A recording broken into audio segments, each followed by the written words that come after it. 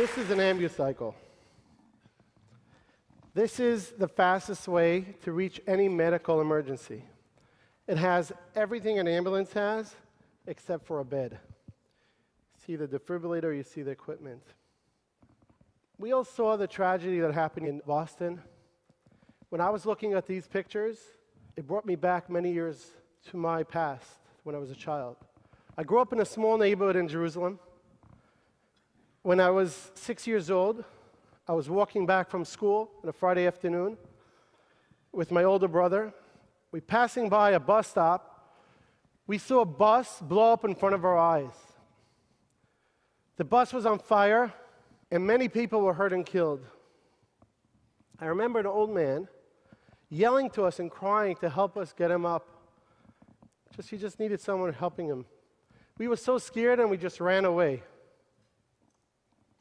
Growing up, I decided I want to become a doctor and save lives. Maybe that was because of what I saw when I was a child. When I was 15, I took an EMT course, and I went to volunteer in an ambulance. For 2 years, I volunteered in an ambulance in Jerusalem. I helped many people, but whenever someone really needed help, I never got there in time. We never got there. The traffic is so bad, the distance and everything, we never got there when someone really needed us. One day, we received a call about a 7-year-old child choking from a hot dog.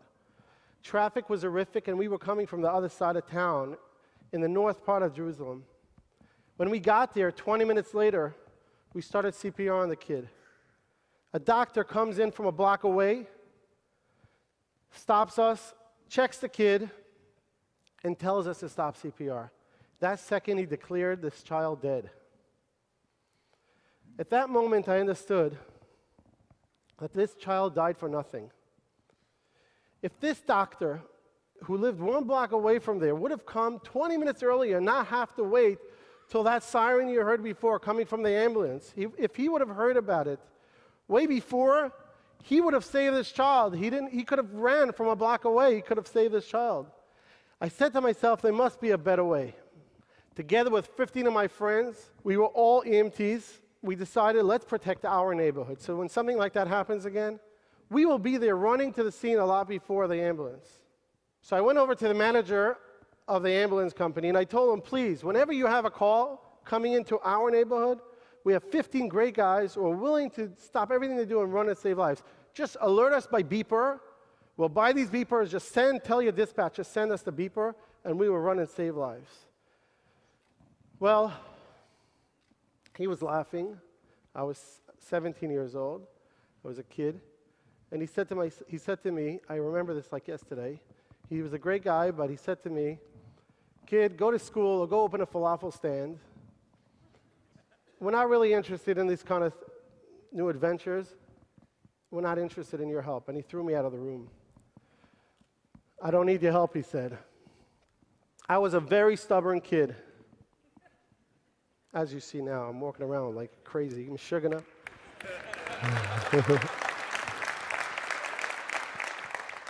So I decided to use the Israeli very famous technique you probably all heard of, chutzpah. And the next day, I went and I bought 2 police scanners. And I said, the hell with you. If you don't want to give me the information, I'll get the information myself. And we did turns, who's going to listen to the radio scanners. The next day, while I was listening to the scanners, I heard about a call coming in of a 70-year-old man hurt by a car only 1 block away from me on the main street of my neighborhood. I ran there by foot. I had no medical equipment. When I got there, the 70-year-old man was laying on the floor. Blood was gushing out of his neck. He was on Coumadine. I knew I have to stop his bleeding, or else he will die. I took off my yarmulke because I had no medical equipment. And with a lot of pressure, I stopped his bleeding. He was bleeding from his neck. When the ambulance arrived 15 minutes later, I gave him over a patient who was alive.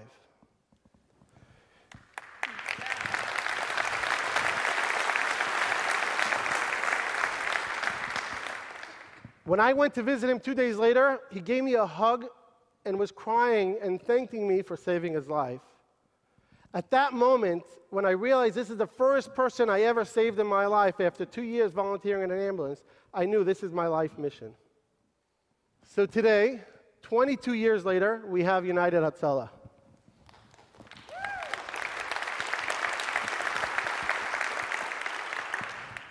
Hatzalah means rescue. For all of you who don't know Hebrew, I forgot I'm not in Israel.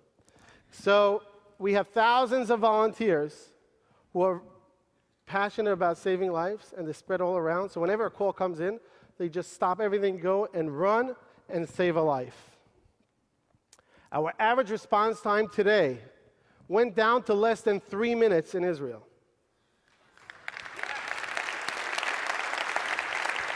I'm talking about heart attacks, I'm talking about car accidents, God forbid, bomb attacks, shootings, whatever it is. Even a woman 3 o'clock in the morning falling in her home and needs someone to help her.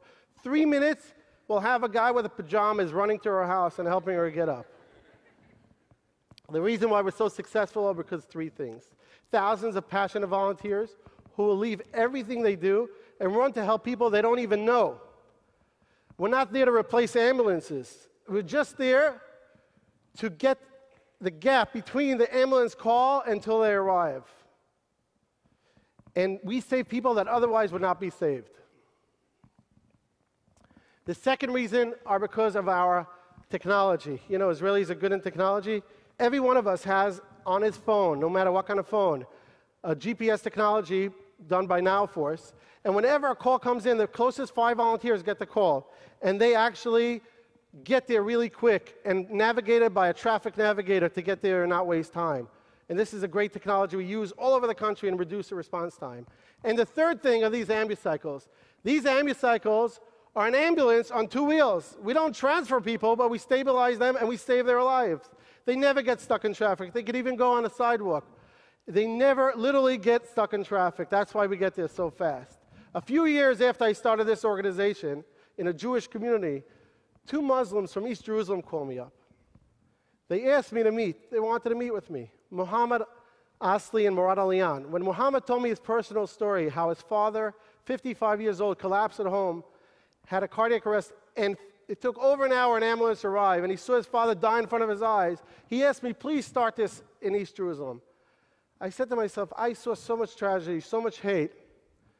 And it's not about saving Jews. It's not about saving Muslims. It's not about saving Christians. It's about saving people. So I went ahead, full force.